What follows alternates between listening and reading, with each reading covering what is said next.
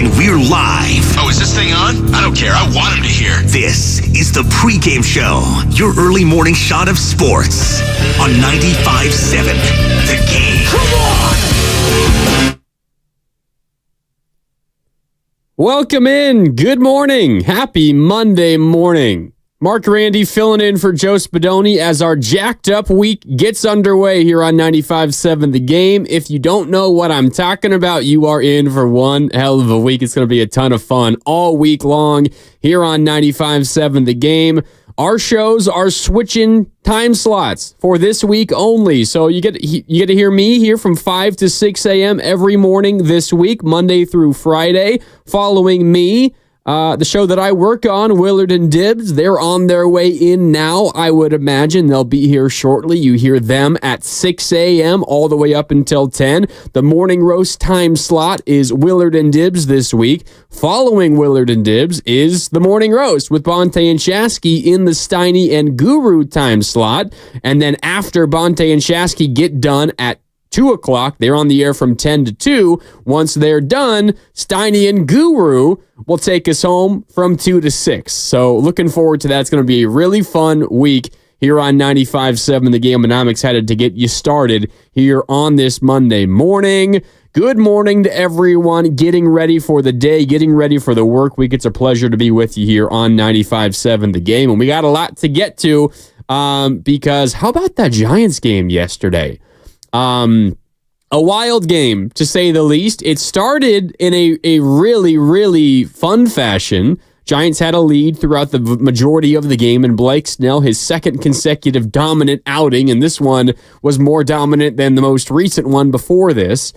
He had a perfect game, not just a no-hitter, but a perfect game through 6 innings, and he faced the minimum through 7. There was a leadoff single in the 7th inning by Manuel Margot. Then he immediately turned around and got Willie Castro to run into a double play, got the final out of the 7th, and he faced the minimum, only 1 hit allowed through those 7 innings, and he only threw 80 pitches. That's not a lot for a number of starters, but considering Blake Snell and what this season has been, that's a good amount. So the Giants took him out after those 7 innings, and then ultimately, it wasn't smooth after that. Tyler Rogers came in and pitched a perfect 8th inning, easy 1, 2, 3, no stress from Tyler Rogers. And then Camilo Doval came in the 9th inning, and it got ugly quick. The Twins tied the game up with a 2-run double by Manuel Margot. He was the same guy who broke up the perfecto in the 7th inning. He doubled into the left center field gap, drove in 2, only 1 out. Now a tie game, and the go-ahead run for the Twins is on second base. And Bob Melvin says, "All right, you know what, Camilo, you've lost your opportunity. I'm pulling you now. I'm scared that you're going to give up another run and we're going to lose this game potentially." So Ryan Walker comes in, I think on just 2 pitches, closes the door, keeps it a tie game, and then Mike Yastrzemski leads things off in the bottom of the 9th inning, and here's how it sounded on NBC Sports Bay Area. Giants second in all the major leagues in walk-off wins this year with 8. Hit towards Triple's alley. It's going to hang up. And it's going to get by Margot. There's Yastrzemski on the move. It's a triple, and it throws into the dugout, and this game is over. How about that? I didn't see that one coming. And then Yaz walks it off. It was a Little League walk-off home run for the San Francisco Giants, and they win the series. Wow, what a moment that was. The Giants end up winning. They desperately needed it.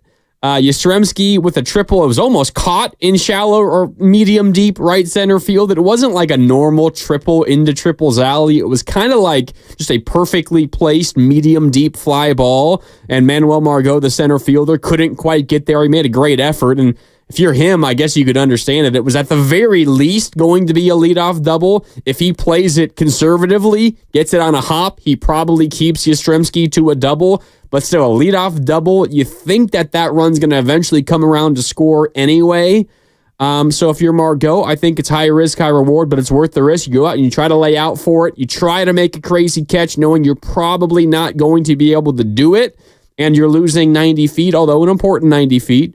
But again, maybe you feel like a runner on second, nobody out, and Yaz with good speed is eventually going to come around and score anyway. All it would take is 2 productive outs, or it would take a single, or it would take a mistake for the Twins, and then a productive out. It's like the ghost runner, the runner that begins extra innings on second base. That's essentially the situation the Giants would have been in. So Margot takes the risk, doesn't pay off, but the game shouldn't be over. And the Twins decide to throw to third base when Yastrzemski is basically already standing on third. They had no chance to throw him out at third. The ball goes well over the third baseman's head, sails into the Giants' dugout, and the Giants walk it off. That's now 2 kind of crazy, wild walk-off wins for the Giants on this homestand.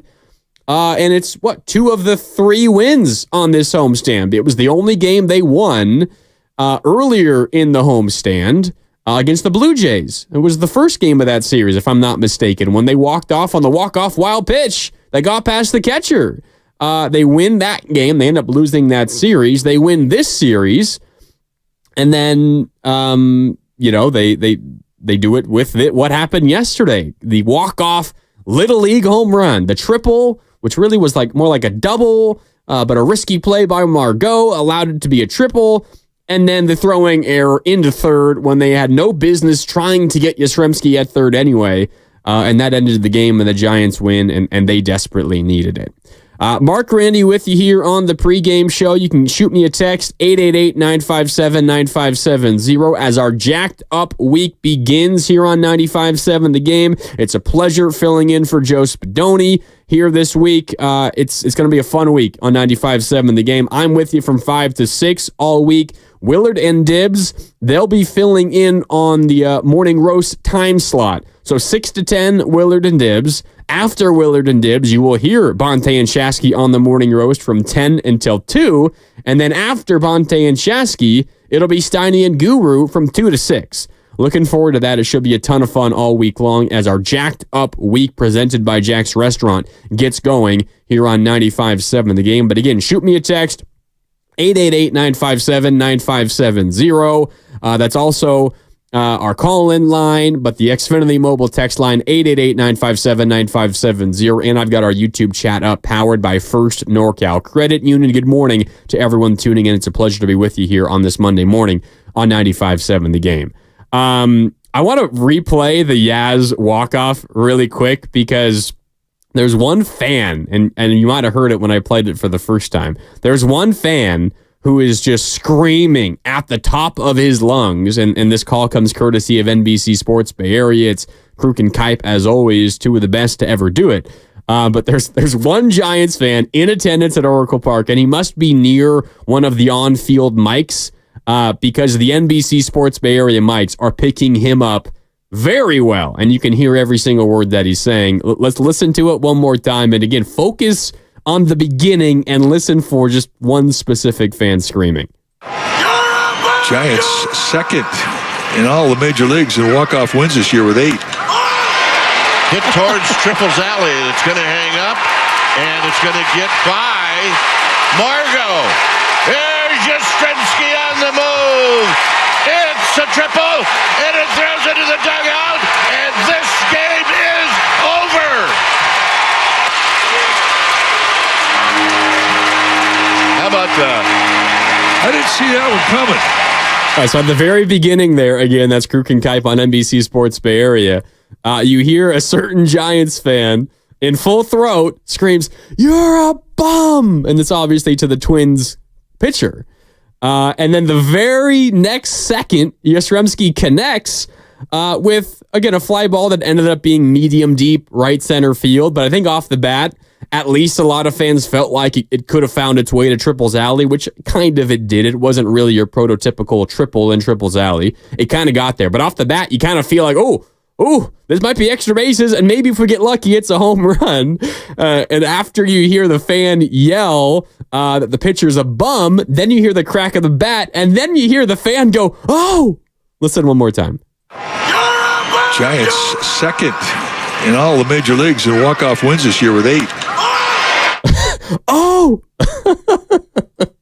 That was great. And the Giants really needed that win because if you go into the All-Star break, and yeah, it is officially the All-Star break now across Major League Baseball, if you go into the All-Star break losing a game like that, losing a series like this, and losing consecutive series at home like this, oh, that would have been a tough pill to swallow over the next 4 days. Giants don't play again until Friday. You got Monday off, Tuesday off, Wednesday off, Thursday off. That would have been difficult to swallow. So they desperately needed this win. With the win, they're now 3 games under 500 at 47-50. And as we look right now, they are 3 games out of the final wild card spot in the National League.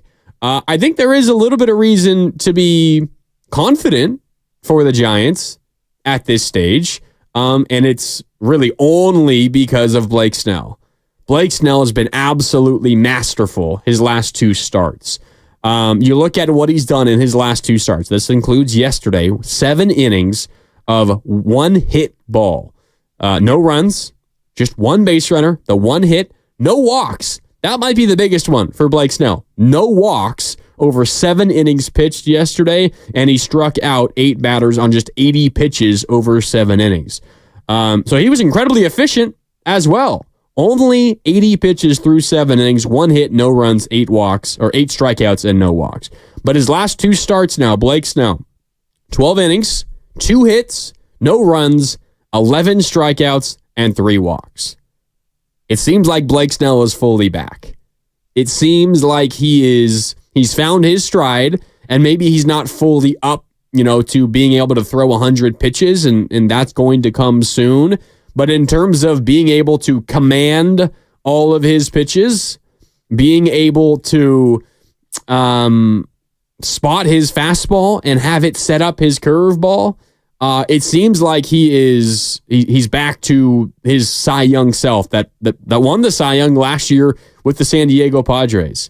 He's been incredible. And I think what was the issue for Blake Snell early in the year, and you can let me know your thoughts on Blake Snell by shooting me a text on the Xfinity mobile text line, 888-957-9570, or shooting me a text on our YouTube chat powered by First NorCal Credit Union. Watching Blake Snell early in the season, and when he was actually healthy and pitching, because he's had 2 IL stints, and he's also had, a case of not even being ready to play because he signed so late into the offseason. He just had 0 command of his off-speed stuff, and particularly his curveball. And if I'm a hitter, and I'm going up against Blake Snell, who's got incredibly nasty stuff, he's so difficult to hit, especially his off-speed stuff. When he's got his curveball working, it's one of the toughest pitches in baseball to hit.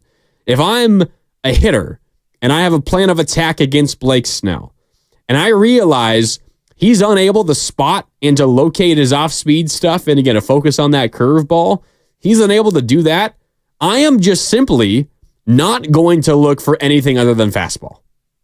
Like, that's how hitters were planning their at-bats against Blake Snell. I don't trust that he can get his curveball or his off-speed stuff in the zone.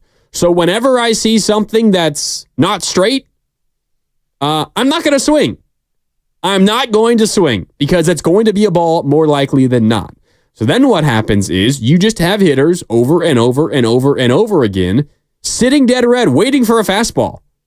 And Snell, he can throw mid to upper 80 or 90s. Like he got some juice on his fastball, and it's not the easiest thing to hit either. But you're talking about a straight 96, 97, 98 mile an hour fastball versus one of the best curveballs in the league. I'd rather hit the straight fast pitch than, the slower bendy one, if you know what I'm talking about. And that's the plan that hitters took against Blake Snell. They would see the off speed out of the hand, and they just say, all right, I'm laying off. And more often than not, it would be a ball. If Blake Snell continued to throw those breaking balls and they continued to miss the zone, he would walk a hitter because the hitters they just knew he can't find the zone with those pitches. When I see those pitches, not fastballs, I'm not going to swing. That's changed now the last 2 days. It's changed because now the last 2 starts for him, because now he's been able to spot his off-speed stuff into the zone, and it keeps the hitters honest. Now they have to think about hitting his off-speed pitch. And guess what? Hitting Blake Snell is not easy.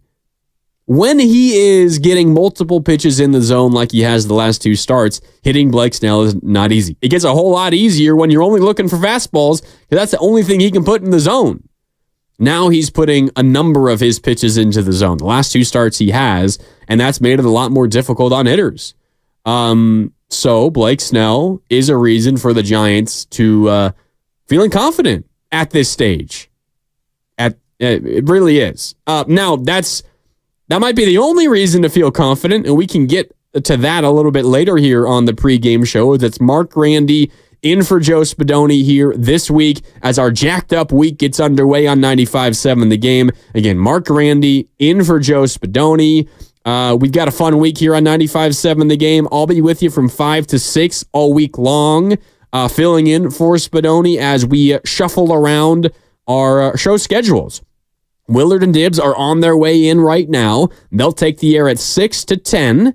They're in the morning roast time slot this week. Should be a ton of fun. Willard and Dibbs from 6 to 10. Then Bonte and Shasky from the morning roast on the Steiny and Goo time slot, 10 to 2. And then Steiny and Goo will wrap things up in the afternoon from 2 to 6. Looking forward to that. It's going to be a ton of fun all week long here on 95.7 The Game. But going back to what happened yesterday at Oracle Park, the Giants win 3-2. They closed the first half with a wild walk-off win. Blake Snell was perfect through 6, faced the minimum through 7, didn't walk a single batter, 80 pitches, got taken out after 7 innings. And it all seemed hunky-dory, right? It was all going to be good. And then Camilo Doval blew the save in the 9th, and you're wondering, okay, first of all, are they even going to win this game? Are they going to go into the All-Star break with this kind of loss fresh in their minds? They didn't. There was the walk-off triple plus error that allowed Yastrzemski to score and the Giants win. Okay, good. Giants got to win.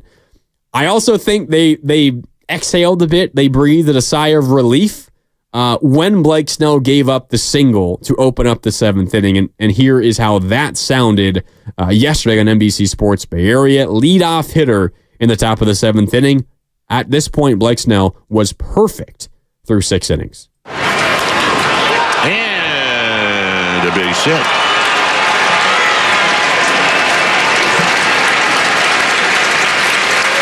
So the first hit of the game, and this crowd of over 34,000 acknowledging Blake Snell.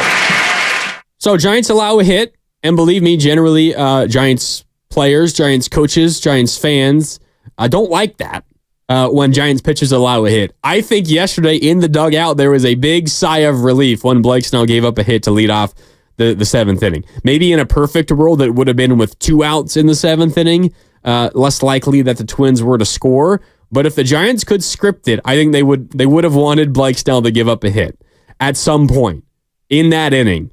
And it ended up being fine because the very next batter he got a double play and he faced the minimum through 7 anyway. But I don't think Bob Melvin and company wanted to have to make the decision to either allow Blake Snell to try to finish off a perfect game. I mean, we're talking about a perfect game here. That's different than a no-hitter. Paul Skeens got pulled late last week. I think, was it on Friday, Thursday? Late last week with a 7-inning no-hitter. And then the Pirates bullpen blew it, I think, very early in the 8th inning. But he got pulled with a 7-inning no-hitter. Paul Skeens obviously throws like fireballs every single time he throws, and he's very, very young, and he's a rookie. Been in the bigs for only a couple of months and about to start the All-Star game for the National League tomorrow on Tuesday. That's a no-hitter. That's a little bit different. And you also are kind of protecting your young stud who you want to be your starting pitcher for like the next 12 seasons. So that's understandable. That's a no-hitter. That's entirely different. Not to say that no-hitters are common necessarily, but we're talking about a perfect game here. Snell was perfect through 6. And say what you want about the Giants wanting to protect Blake Snell and doing what's best for him and the team. And what's best for him on the team is keeping him healthy because he's one of the few quality starting pitchers the Giants have at this moment. A perfect game is exceedingly rare in baseball history. So incredibly rare. Only one has happened in the history of the Giants organization. And the Giants organization is one of the most storied and historic franchises in the game. It was Matt Cain, as we all well know, back in 2012. Like, this is the only time it's happened in Giants history.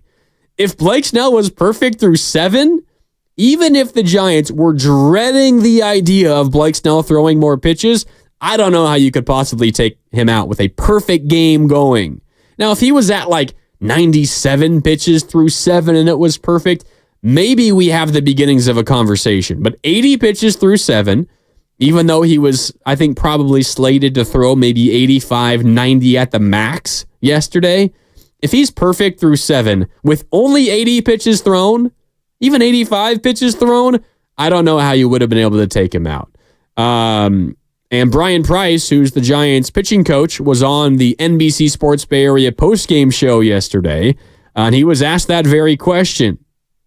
Hey, Brian, Blake Snell's perfect through 7.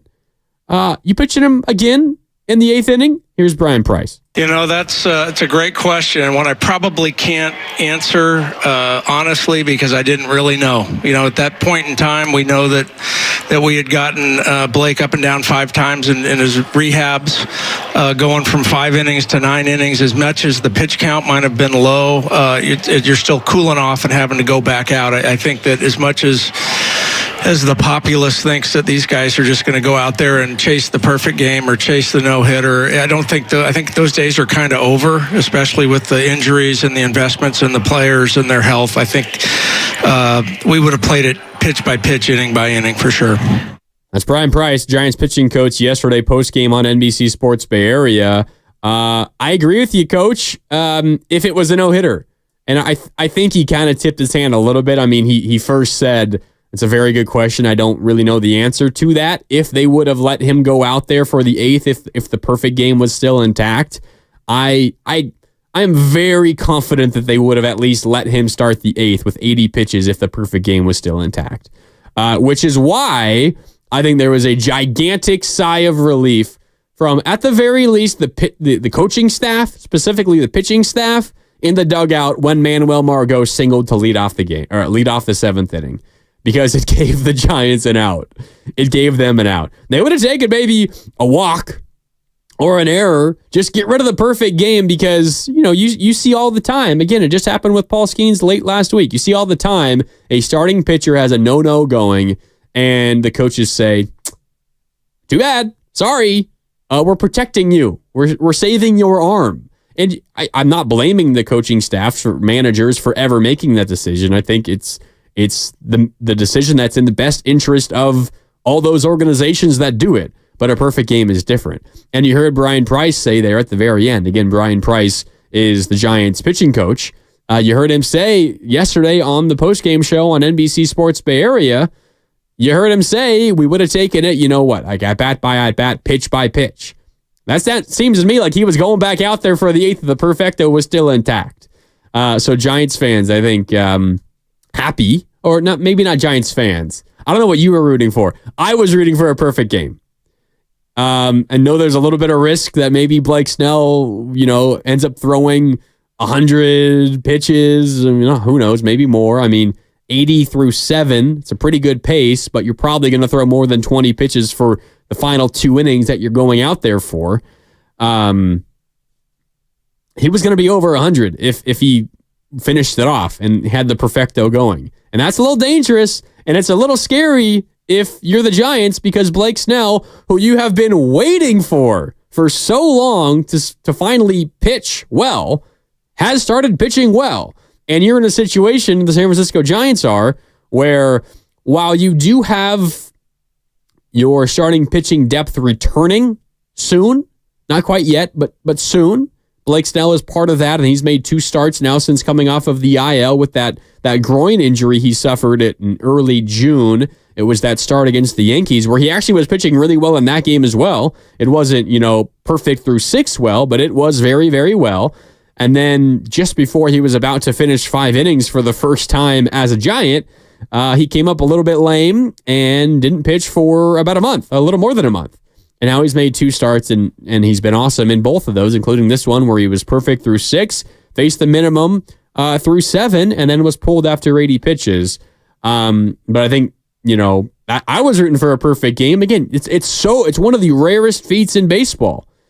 And to see it would have been absolutely incredible. But if I am looking at this from the perspective of what's best for the Giants moving forward, first of all, it's get the win. And while Blake Snell was throwing very, very well, you can't disagree with what Bob Melvin did. I mean, Tyler Rogers was awesome in the 8th inning, and he has quietly had a really incredible season, and I'll admit it. Even I haven't been entirely confident in his ability to go out there and put up zeros on a consistent basis, but he has. And then Camilo Doval, who we know he's had some issues this year, has been a little bit better lately, but he was really bad yesterday, and you blow that one, and you ultimately get the win. But, I mean, priority number 1 for the Giants, more than chasing a perfect game, certainly more than chasing a no-hitter, was making sure you got the win. And that's kind of what got lost, at least for me, in this game yesterday. The game wasn't over. Like, I remember the Matt Cain perfect game, and that was in 2012, I think June of 2012. And it was the Giants-Astros, back when the Astros were still in the National League, and the Astros were terrible. Jose Altuve was on that team in 2012. I think the only current Astro who was on that 2012 Astros team. And the game was like, was it like 9-0, 10-0? It was over like in the 5th inning. The game was over.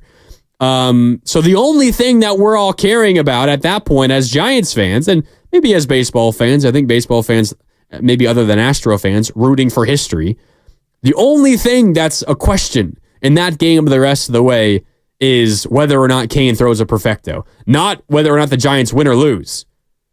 That was not the case yesterday. It was a 2-0 game. I don't know how you guys felt, but I kind of got lost in the Blake Snell pitching performance and the Blake Snell perfect game no-hitter chase, that it felt like the result wasn't up for grabs. Like, it felt like it was a locked-in win for the Giants because I was so distracted by what Blake Snell was doing. And then Blake Snell gets pulled, and Rogers comes in, and you're like, oh, this is only a 2-0 ball game. The Giants have to get this win. Like, let's buckle back down, get 6 more outs, and walk out of here, head into the All-Star break with a nice win, a good series win, and one that you desperately needed.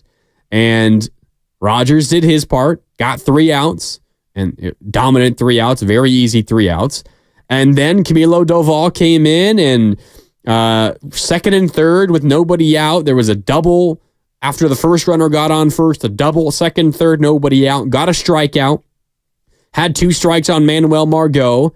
Almost got him to go around. It was a check swing. Didn't go around. Kept the at-bat alive. Ultimately doubled in the left center field. Scored 2.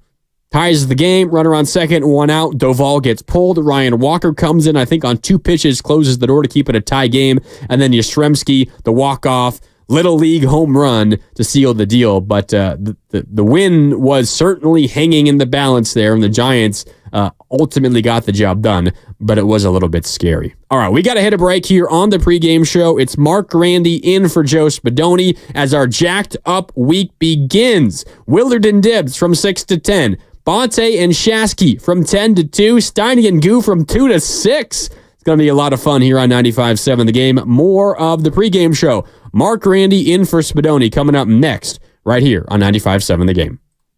Lumi for men, and we named him Mando. I'm Dr. Shannon Klingman's brother, the inventor of Mando Whole Body.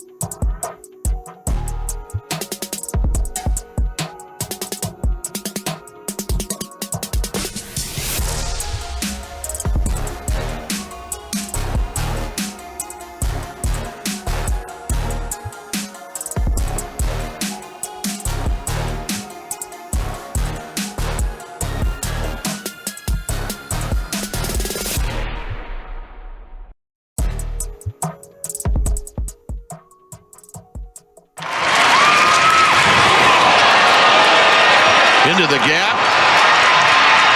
And nobody's going to get there. On his way to third and falling down. And now you'll scoot back to second, and this game is tied. Giants second in all the major leagues in walk-off wins this year with 8. Hit towards Triple's alley. It's going to hang up, and it's going to get by Margot. There's Yastrzemski on the move. It's a triple, and it throws into the dugout, and this game is over. How about that? I didn't see that one coming. Now, back to the pregame show on 95.7 The Game. Welcome back as the pregame show continues here on 95.7 The Game. It's Marc Grandi in for Joe Spadoni, not just today, but this whole week. It is part of our Jacked Up Week on 95.7 The Game, brought to you by Jack's Restaurant.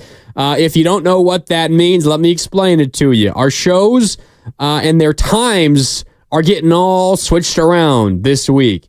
Willard and Dibs are in the morning roast time slot. So Willard and Dibs coming up here in a half an hour, 6 to 10 every morning this week. And it's just this week only. Don't worry. A week from now, you'll be back to the normal show schedule. But Willard and Dibs from 6 to 10 this week, followed by Bonte and Shasky from 10 to 2. They're in the Steiny and Guru slot, 10 to 2, with Bonte and Shasky. And then speaking of Steiny and Goo, they're wrapping things up in the afternoons this week from 2 to 6. It is our Jacked Up Week, and I got somebody on the Xfinity mobile text line. Let's see. Where did it go? I'm sorry, I lost it. It's buried here. 650. The 650 on the Xfinity mobile text line asks, why is the host time slots all mixed around? For fun. It's going to be fun to experience. A morning show with Willard and Dibs, a midday show with Bonte and Shasky, and an afternoon show with Steiny and Goo. I normally work our afternoon show, and now I got to get up at the crack of dawn, before the crack of dawn, to get in and bring you the pregame show. I'm not complaining about it. It's a lot of fun, but it's just an entirely different schedule. I normally start working around 11 every day, and now this week I'll be off close to 11 every day. How about that? So it's an entirely different schedule. It's going to be a lot of fun experiencing it this week, and we hope you enjoy it too as well on 95.7 The Game. But we're talking Giants here on the pregame show, 888-957-9570. Also see on the Xfinity mobile text line from the 510, Oreo Cookie tuning in and send some texts talking about what the A's did yesterday. Yeah, the A's, how many runs did they score yesterday? Like 20? They scored 18 runs yesterday. The A's, believe it or not, have like the 3 highest scoring single game outputs in baseball this year. They scored like 20 once. They scored 19. They scored 18 a couple of times. They have like the 3 highest scoring single team games in baseball this year. And they hit like 8 home runs yesterday. Lawrence Butler hit 3 of them. And it was against the Phillies of all teams. So good win for the A's, 18-3 as they go into the All-Star break with a win. But so do the Giants. As you just heard coming back from break, it was a crazy game. And the highlights, courtesy, again, Kruk and Kipe on NBC Sports Bay Area. You had a lot of things that were going on in that game. You had Blake Snell pitching out of his mind. He had a perfecto through 6. The perfect game and the no-hitter were broken up the first batter of the 7th inning when Manuel Margot singled. And then you had Blake Snell still facing the minimum through 7. Then he comes out. You have a 2-0 lead. And then Camilo Doval blows a save in the blink of an eye. And after that, Yastrzemski hits kind of a looping liner into medium deep right center field. It gets past Manuel Margot, who tried to dive and make an acrobatic catch for it. Couldn't. Got past him. An easy stand-up triple for Yastrzemski. And then the Twins. This was the issue of the whole thing. Margot diving for the ball and trying to grab it. Okay, that's whatever. As I was talking about earlier, like the risk reward there makes sense if I'm an outfielder for the Twins. The reward is you get a leadoff out and you erase an extra base hit. I'm talking about Margot's decision to dive for it.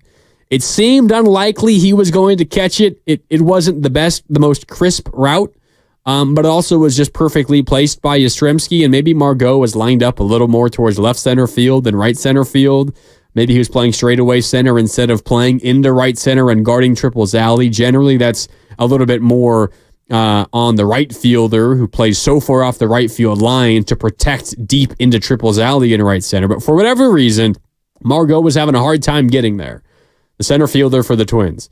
But it's worth the risk, in my opinion, to try to lay out and dive and catch that ball because you'd be taking away an extra base hit. And what's the difference? The risk there, the realistic risk of making that play is 90 feet. It's a double or it's a triple.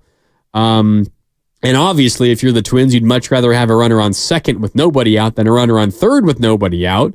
But also, you feel, if you're the Giants, pretty good about your chances to score, although this is the Giants we're talking about, so who knows. But if you're the Giants, you should be able to score with a runner on second and nobody out anyway. So I got no problem with Margot laying out to try to make that catch, even if it was unlikely at best. He didn't catch it, got by him, led to a triple for Yastrzemski. Okay, it is what it is. But what's really astounding was the decision for the relay man of the Twins to throw to third. Yastrzemski's walking into third base. He is not hustling and doesn't need, that sounds bad on Yaz. He wasn't on a dead sprint. It wasn't a question as if he was going to make it. He was going to make it no matter what.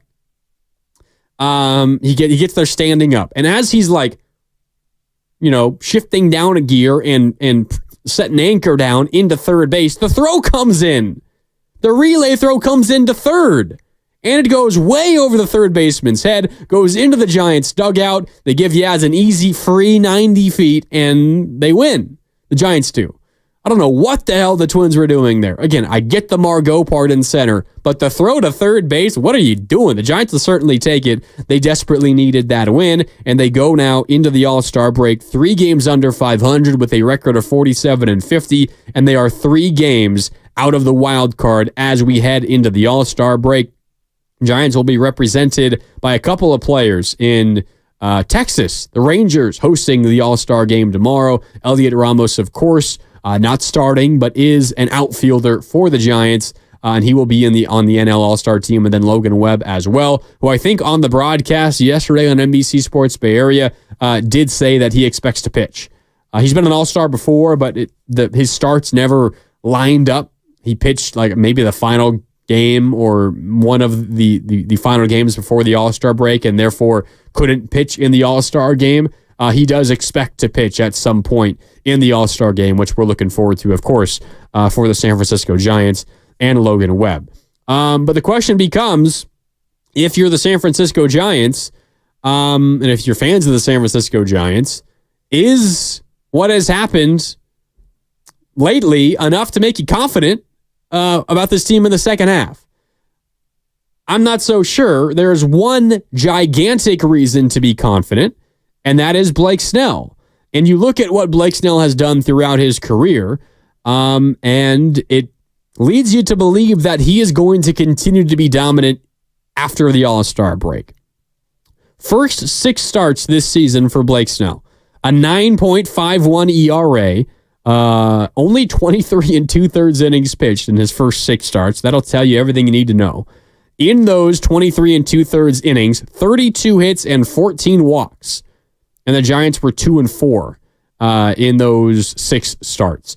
Last 2 starts for Blake Snell, 12 innings, 2 hits, no runs, 11 strikeouts, and 3 walks. And this is off his most recent stint on the injured list. Last 2 starts, 12 innings, 2 hits, no runs, 11 strikeouts, and 3 walks. Yesterday was his best start by a mile in a Giants jersey. He was perfect through 6, faced the minimum through 7, struck out 8 in 7 innings, 1 hit, no runs, no walks. And that's the big one, no walks from Blake Snell. But you go even deeper and you look at Blake Snell career-wise and what his career numbers are. It's interesting. And it's something that, a lot of us here at 95.7 The Game, and I'm sure a lot of Giants fans have heard. But to break it down just based on the numbers month by month, it is eye-opening. And we know generally he's not a first half guy. He's a second half pitcher, and he's much better in second halves. I got the numbers to back it up for you. In March and April, he might have pitched in a couple of games in March. These are regular season games, but sometimes the very beginning of the regular season is at the end of March. So March and April combined. Blake Snell has a career 6-12 record with an ERA of 4. In May, a career 6-12 record with an ERA 4.57. In June, 11-12 record with a career ERA of 4.44. And then here's the cutoff point. July, August, and beyond, he's incredible. In July, updated with yesterday's start, 13-6, a 2.49 ERA. In August, 19-7, a 2.6 ERA. And then in September and October combined, again, the regular season sometimes goes into the very, very end of October. September and October combined, 16-9 with a 2.25 ERA. You go from 4+ ERAs in April, May, and June to 2.6 and below July, August, September. There's reason to believe that Blake Snell was going to pitch like a Cy Young Award winner. He won it last year. He won it years prior in Tampa as well. There's reasons to believe he will be that guy the rest of the season. Legitimate reasons to believe that. Is that enough for you to be confident in the San Francisco Giants moving forward? Is it enough? I don't know. We heard from Brian Price earlier in the show, and you're listening to the pregame show here on 95.7 The Game. It's Marc Grandi in for Spadoni this week as our host schedule, our show schedule gets jacked up this week, brought to you by Jack's Restaurant. Willard and Dibbs coming up next. If you're watching on YouTube, you might have been able to see them walking by this window here. They are in the building. They'll take over for me in about 15 or 20 minutes. That's coming up from 6 to 10. Then Bonte and Shasky on the morning roast from 10 to 2. Willard and Dibbs vacating their afternoon slot for Steiny and Goo, who will close things out from 2 to 6. Should be a ton of fun all week here on 95.7 The Game. But we heard from Brian Price on the postgame show yesterday on NBC Sports Bay Area talking about whether or not Blake Snell would have continued pitching if he was perfect through 7. And Brian Price, Giants pitching coach. He was also asked about the second half of the season. And here's what the Giants pitching coach had to say about their confidence going into the second half. I think the entire team feels that we are primed to bust out after the All-Star break when we have, we know what the rotation looks like. We know that we'll have 5 healthy guys. We know we'll have guys that are continuing to develop in AAA that can give us some support if we need it, and that potentially we have the ability to kind of decrease the workload on the bullpen, which would be huge. If we could have the bullpen have a little bit lower workload and that they could be pitching more rested, I think we could anticipate having them strong through the finish of the season. Brian Price, Giants pitching coach, saying the Giants are, quote, primed to bust out after the All-Star break. I see one reason to lead you to potentially down that road. I'm not so sure I would phrase it as primed to bust out after the All-Star break. The one reason is Blake Snell. And obviously, I mean, you have who is playing well as well. Like the only thing new over the last month for the Giants is Blake Snell. You know what you're going to get with Logan Webb. You feel confident that Elliot Ramos is real and not just a flash in the pan. Now, is he going to hit 300 over the course of a whole season? Who knows? That's an incredibly difficult thing to do in today's MLB. And is he going to continue on his 35 home run pace? And he's not going to get 35, but he didn't play early in the season. He was in the minors. So if you extrapolate out based on his home run total and the number of games played over the course of 162, it's on a 35, nearly 40 home run pace. Is that going to continue? Probably not. But I think we can safely assume he's not going to fall off the face of the earth and hit 220 in the second half. You confident that he's a quality major league player now. So you feel like you're going to get something good from him still. You know what you're going to get from Logan Webb. Matt Chapman, I think while, he's never going to hit 280 or above, he's been awesome for this team. So you got those 3 things going for you, and now you've got Blake Snell going for you. Is that enough to make you confident moving forward in this Giants team? I don't know. I mean, there's reason to be more confident now than 2 weeks ago, 10 days ago, hell, even less than that, a week ago, Blake Snell started 2 games in the last week. If you go back to just before he came off the IL and to now, there's reason to be more confident now than then because you got Blake Snell. But is Blake Snell enough single-handedly to change the fortunes of this team? I mean, he's going to get, 10, 11, 12 more starts the rest of the season, the rest of the regular season? And you feel, okay, maybe he can get you a win in a bunch of those. But is he going to be able to do anything beyond that? Do the Giants have enough elsewhere to be able to get him, to get the team where they need to go? I don't know. So Brian Price saying they're primed to bust out after the All-Star break. I'm not so sure. I mean, now you got to worry about the bullpen. As Brian Price talked about there, one of the issues isn't the arms that they have in the pen, but it's what they've asked those arms to do. And what will help, the effect of Blake Snell pitching well and, getting some others back like Alex Cobb back, like potentially Robbie Ray back. There's a couple others that you could get back as well. It's going to not only give you an actual legitimate pitching staff with some serious, accomplishments. Robbie Ray has also won a Cy Young Award. Alex Cobb was an All-Star just a year ago. I think that's easy to forget. You've got Logan Webb, who's like a perennial All-Star and a perennial, you think like top 5 finisher in Cy Youngs in the NL. And you got Blake Snell, who's a multi-time Cy Young Award winner. Like that's a really good pitching staff. Now, the big if is health. As of right now, only Webb out of that group, only Webb and Snell are healthy. Alex Cobb and Robbie Ray, I think Giants are confident they're going to get both those guys back relatively soon after the All-Star break ends. But still, those are ifs. Those are questions. Those are not reasons to be confident just yet. The only thing that has changed lately is Blake Snell. Is that enough to fuel your Giants' confidence moving forward? I'm not so sure. Again, it's more reason to be confident now than a week ago because you now have 2 great starts by Blake Snell. Again, his last 2 starts, 12 innings, 2 hits, no runs, 11 strikeouts, and 3 walks. That's Cy Young stuff right there. I feel like he's going to keep that up, but I don't know if that's enough to really change the fortunes of the Giants going forward. And I know that Willard and Dibbs are going to dive into this all show long. They're coming up in about 10 minutes here on 95.7 The Game from 6 to 10 as our jacked up week gets underway on 95.7 The Game. My name's Marc Grandi, in for Joe Spadoni here on the pregame show this week. And then it'll be Willard and Dibbs from 6 to 10 every day this week. Bonte and Shasky sliding back a show, 10 to 2, Bonte and Shasky. And then Stanley and Goo in the afternoons this week from 2 to 6. Should be a lot of fun here on 95.7 The Game. Now you got to worry about Camilo Doval in the bullpen. He's had an uneven season at the least, but I think lately he was a little bit more consistent and better and closing games, and he's kind of had these stretches, and it's what happens when you are on a team and you're the closer of a team that goes through these streaks where you're either not winning games or like the Giants had tended to win games sometimes by like 5 or 6, and you don't need to use your closer in those moments. Like he's had stretches where he will pitch like once in a week, and then he'll have a stretch where he'll pitch 4 times in 5 games.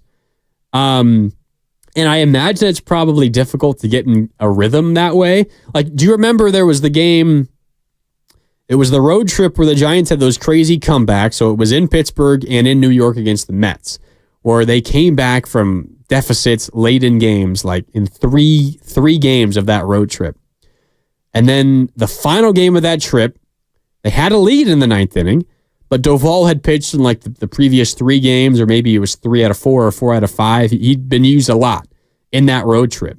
And so Bob Melvin decided, like kind of pregame, Doval is unavailable today.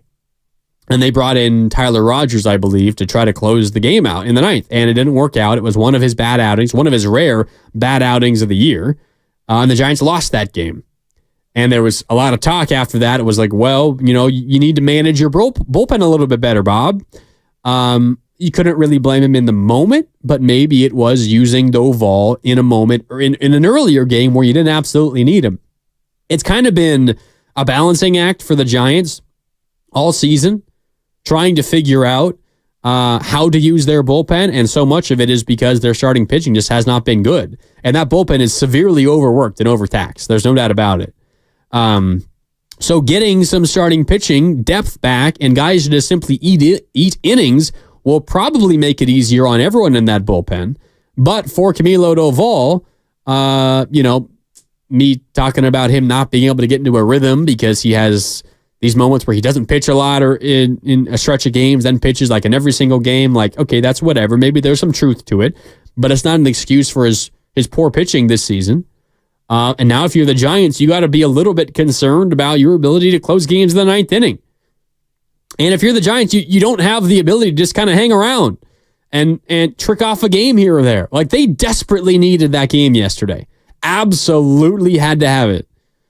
And Camilo Doval enters the ninth inning trying to set up Blake Snell's first win as a Giant.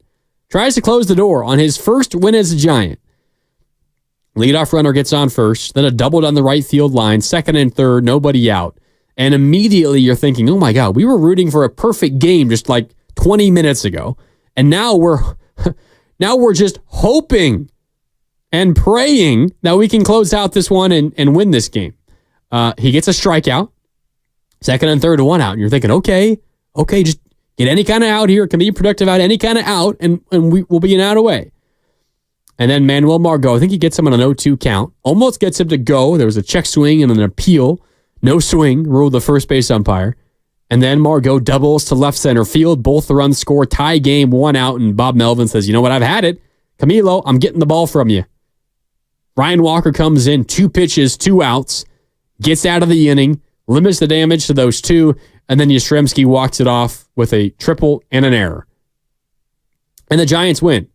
They had to have that win. Now they're 3 games under 500, 3 games out of the wild card spot as they go into the All-Star break. And you look at what they have to do moving forward. The last place wild card team has about a .516 winning percentage. So you win a little more than 51% of their games. The third place wild card team. If we extrapolate that out for a full 162 game season, that means about 84 wins should get you into the picture at the very least, and potentially into the actual wild card. For the Giants to win 84 games this year, that would be 84 and 78, 6 games over 500. They would have to be 9 over 500 the rest of the season. That is a 37 and 28 record. Can the Giants go 37 and 28 over their final 65? Can they go 37 and 28 after their final 65? I don't know about that. That seems like a tall task. Now, Blake Snell's going to help a ton, but you've got issues popping up everywhere else. It's kind of like a game of whack-a-mole for the Giants. You fix one thing, right? Like, I whacked this mole, I fixed this one, and then something else pops up elsewhere. And for the Giants right now, they finally fixed their Blake Snell problem. You got another starting pitcher. You got Blake Snell. He's looking awesome. But also you don't have any starters anywhere else other than Logan Webb and Kyle Harrison, who came back, and Jordan Hicks. Maybe you're going to move to the bullpen in the second half. And then now you've got an issue popping up in the bullpen with Camilo Doval. It's a game of whack-a-mole for the Giants. If it's not one thing, it's another, and we'll see what the second half holds. You feel really good about Blake Snell, but you need someone else. You need others to come along for the ride. Robbie Ray, Alex Cobb, we're waiting on you. You got to come back at some point. The Giants were practically begging Blake Snell to come back earlier than he wanted to. They're going to be begging everybody else to come back as well.